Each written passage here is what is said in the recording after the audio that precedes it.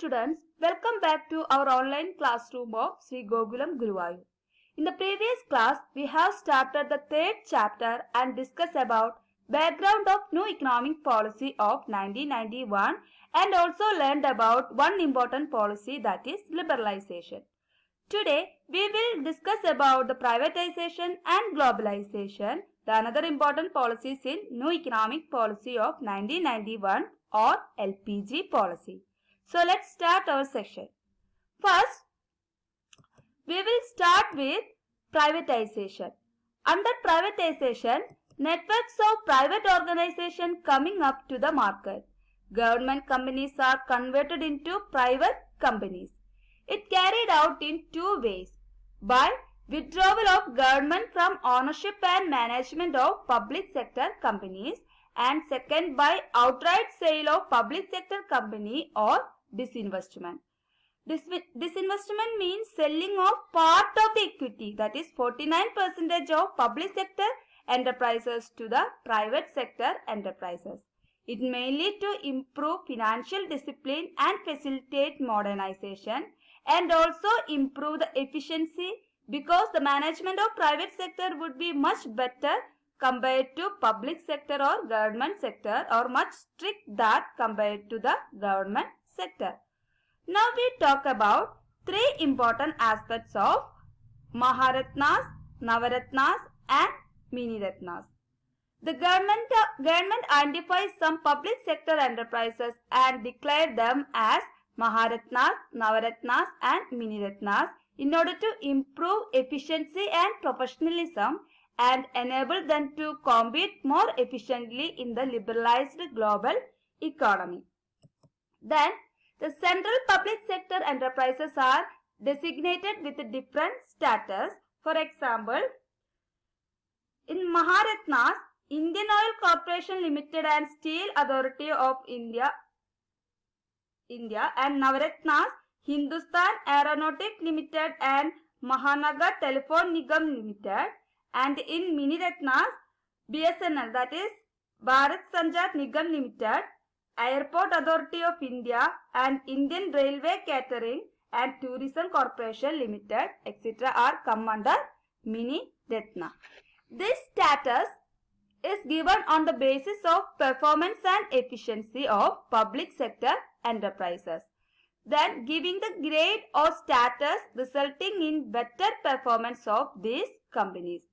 Then the next important topic that we would be looking in globalization. So what is globalization? Globalization is the process of interaction and integration among people, companies and government worldwide. That is, globalization is the spread of products, technology, information and job across national border and culture. In economic terms, it describes an interdependence of nations around the globe fostered through free trade. So, globalization is the integration of the economy of the country with the world economy. It involves creation of networks and activity beyond the economic, social and geographical boundaries. It is turning the world into one whole or creating a borderless world. Then, one important aspect of globalization is outsourcing. What is outsourcing? It means that a company hires regular service from other countries. Under outsourcing, what happened was, India has cheaper labor as compared to other nations. So we had more telecalling jobs coming up to India, more job related to IT sector coming into India because of this cheaper labor.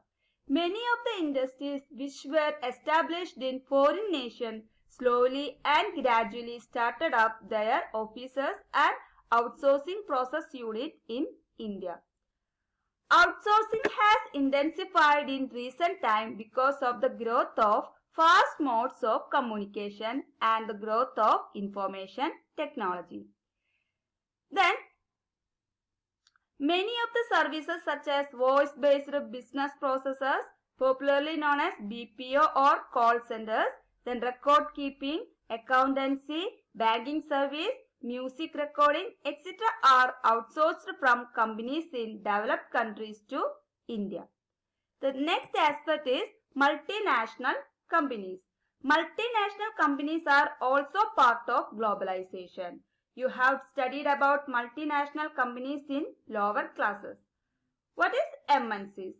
A multinational corporation is a corporate organization that owns or controls production of goods and services in more than one country. Owing to globalization, you might find many Indian companies have expanded their wings to many other countries. For example, ONGC Videsh, Tata Steel, one of the top 10 global steel companies in the world, and also HCL Technology, etc. Then, the another aspect of globalization is WTO, World Trade Organization. So, World Trade Organization, founded in 1991 as a successor organization to General Agreement on Trade and Tariff, that is GATT, G-A-T-T, GATT. The GATT was established in 1948 with 23 countries. Idea was to have a kind of multilateral trade agreement between the various nations. Later, this GATT was converted into WTO. Then, WTO is expected to establish a rule-based trading regime. Under WTO, there are some rules related to trade regime throughout the world. Its purpose of WTO also to enlarge production and trade of services, to ensure optimum utilization of world resources, and to protect the environment. The WTO agreement covers trade in goods as well as services to facilitate international trade through removal of tariff as well as non-tariff barriers, to provide greater market access to all members countries. These are the main purpose of WTO. But a lot of questions up why India is a member of WTO. A developed nation that files a complaint regarding agricultural subsidy that given in their countries. The developing nation feel cheated as they are forced to open their market for developed countries, but developed countries are not allowed to access their market. What do you think? Some economists argued that globalization is another form of colonialization, that only the way of exploitation have changed. Then, advantages of globalization. Globalization gives a larger market and it increases standard of living. Then, exchange of knowledge, information and culture at international level. Then, selection and choices of goods and services. So, with globalization, we have more variety of goods. Then, mutual understanding among the nation increased and world became a better market. Then, the disadvantages of globalization. Globalization creates unemployment in developed countries. The business and the big companies are the only winner in globalization.